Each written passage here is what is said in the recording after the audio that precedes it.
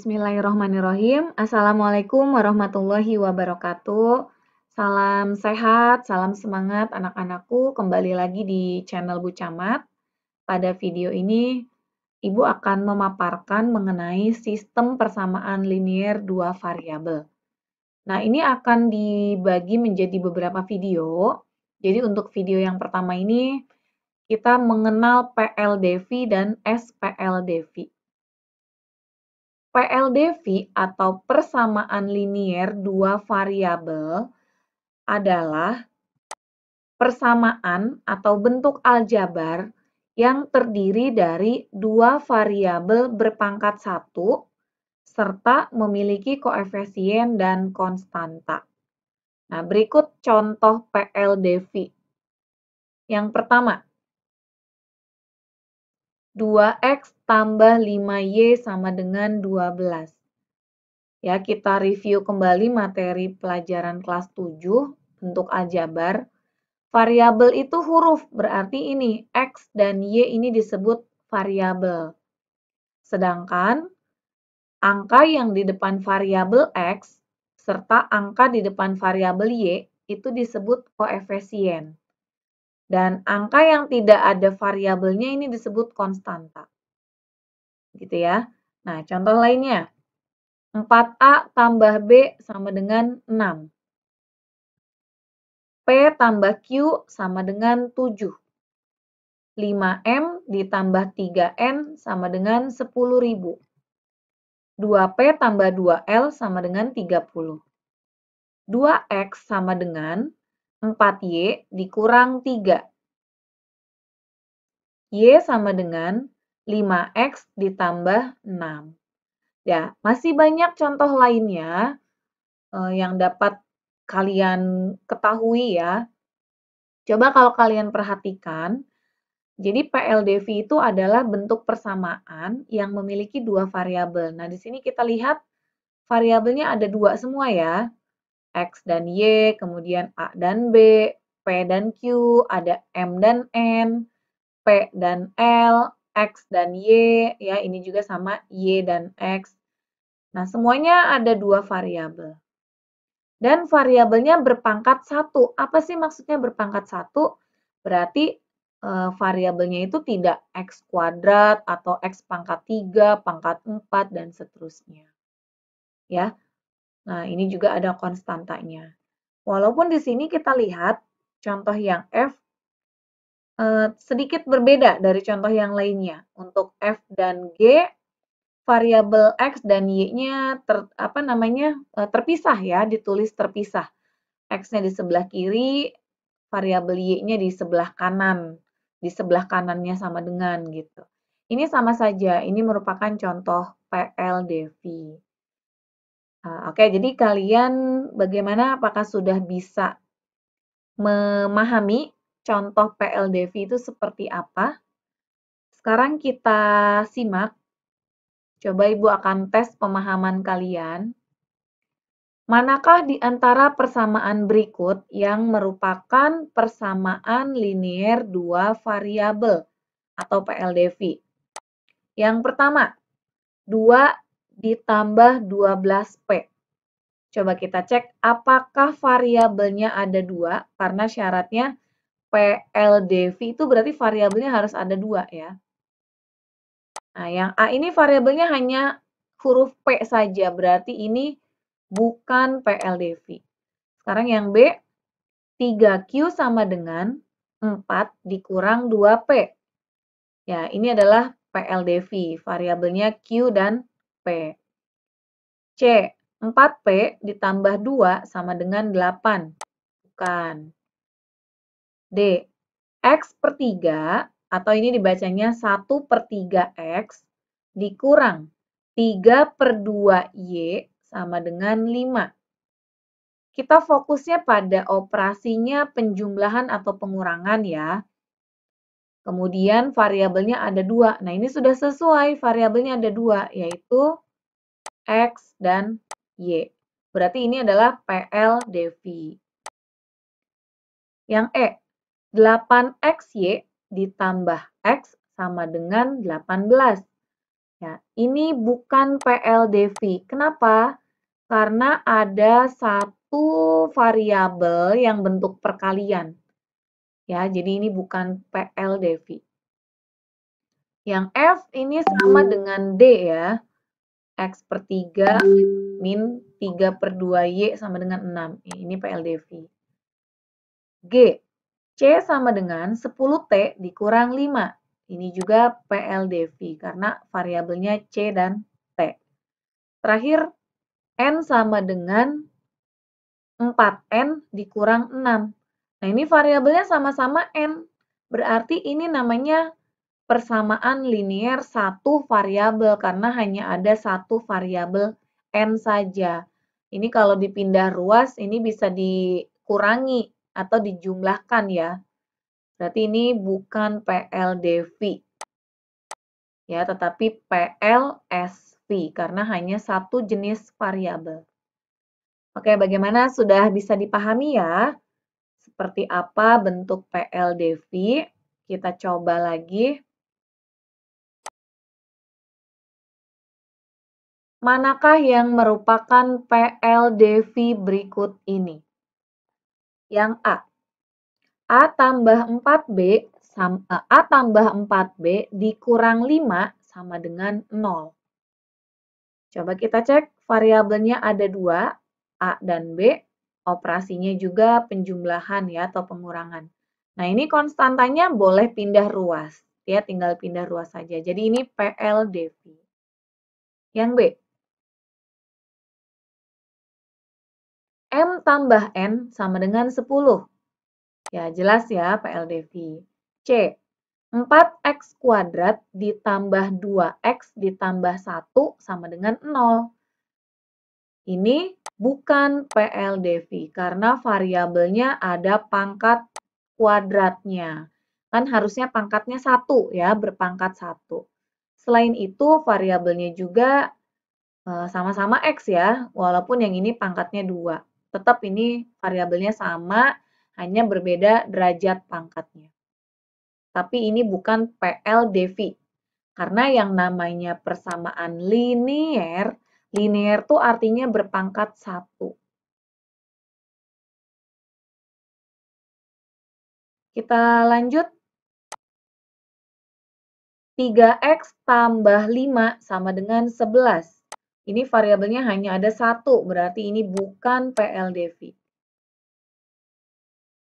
Lanjut. 7A sama dengan 21. Ini juga bukan PLDV karena variabelnya hanya ada 1. 2x tambah 3y sama dengan 8. Ya, ini PLDV.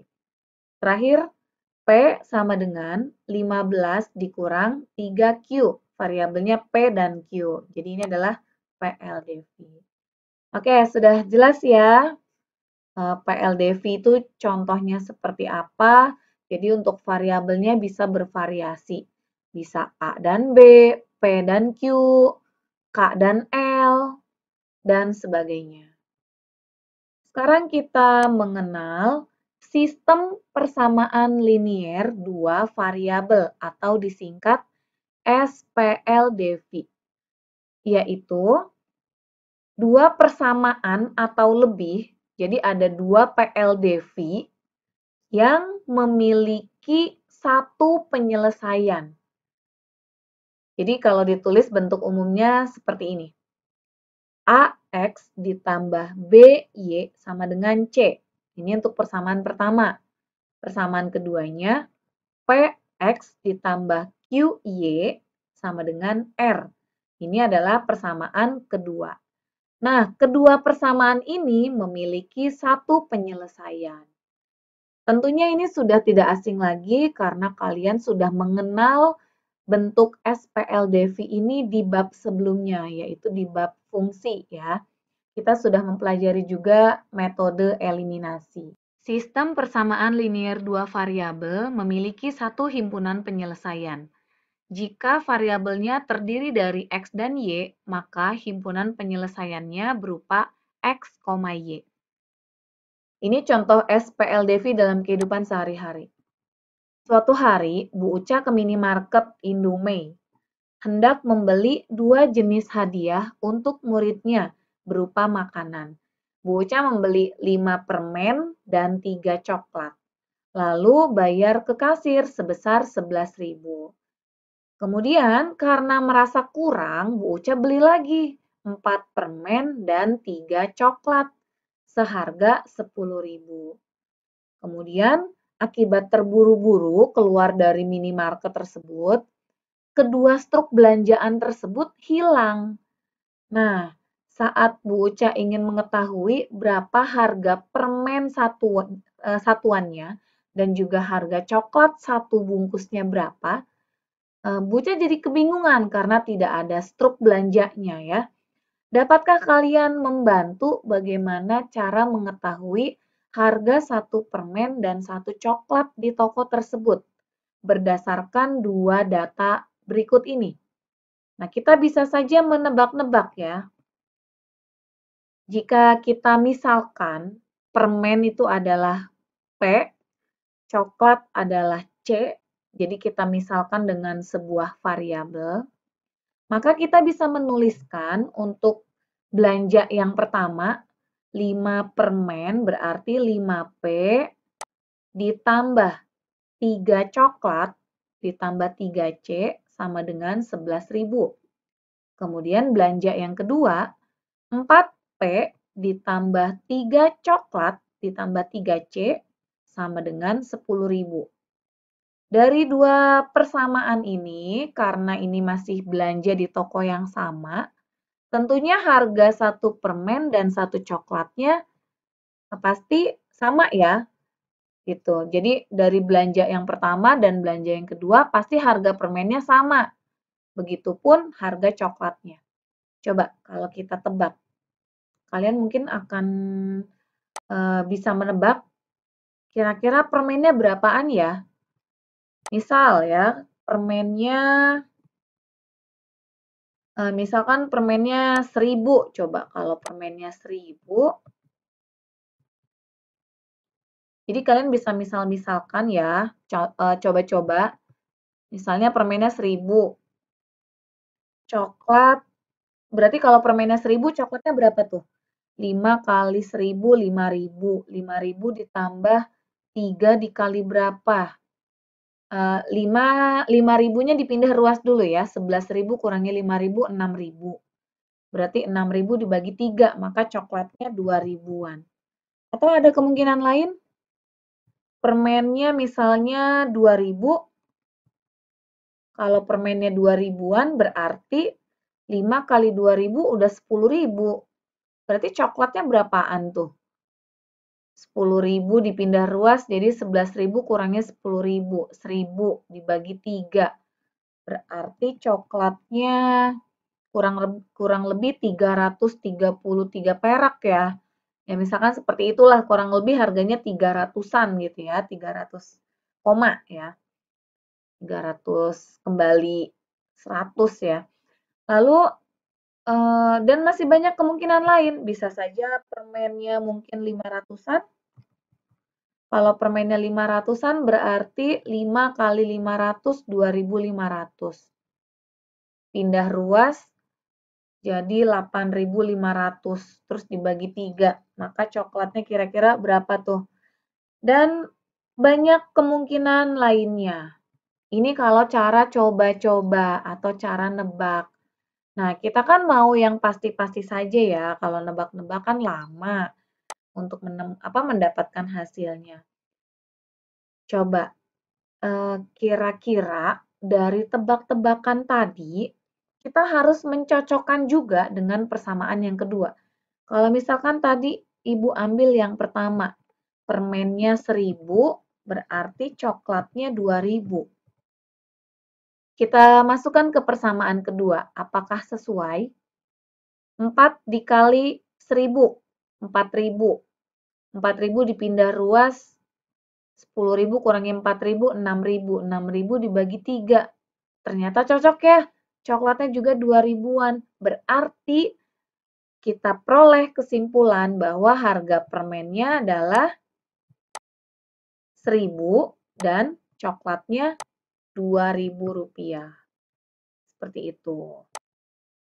Nah, ini ya harga permennya 1.000, harga coklat 2.000.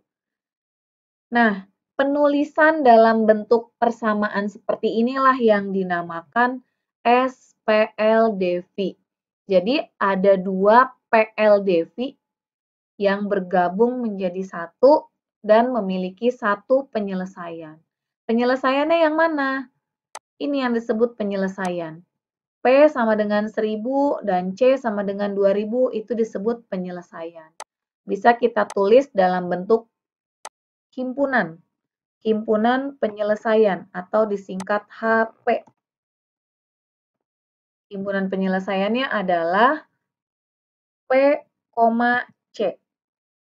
Tutup kurung kurawal, yaitu sama dengan P-nya 1.000, C-nya 2.000. Nah, ini yang disebut dengan himpunan penyelesaian.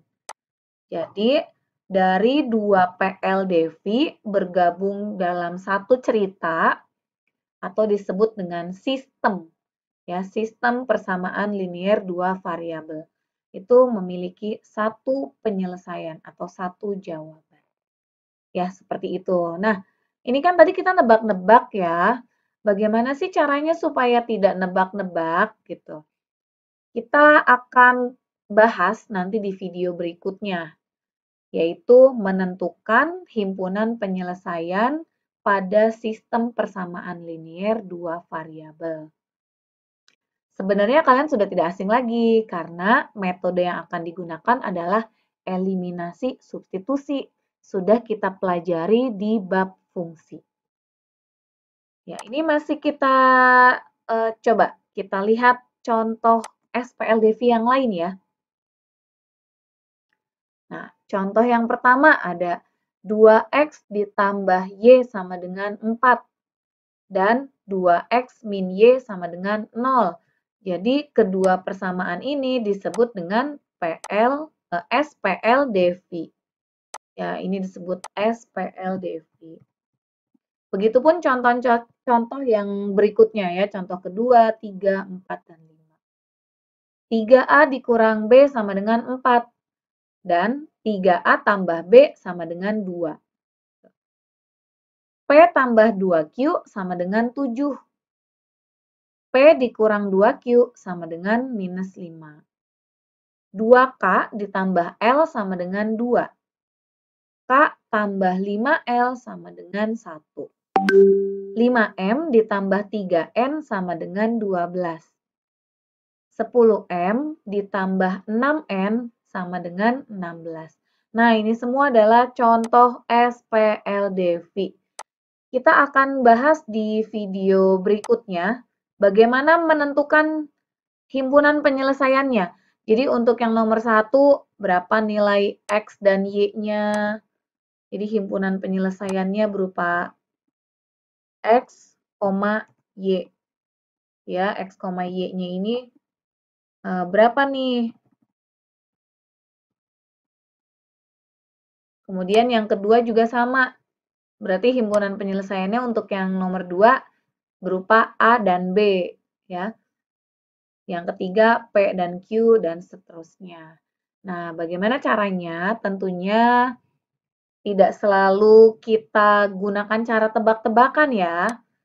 Kalau di soal pilihan ganda, kalian sih boleh-boleh saja pakai cara coba-coba gitu. Tetapi kalau ini di soal esai, tentunya untuk coba-coba itu memakan waktu ya, kurang efektif. Nah, kita akan pelajari bagaimana metode menentukan himpunan penyelesaian di video kedua. Jangan lupa tonton terus videonya. Oke, terima kasih. Sampai ketemu di video selanjutnya. Assalamualaikum warahmatullahi wabarakatuh.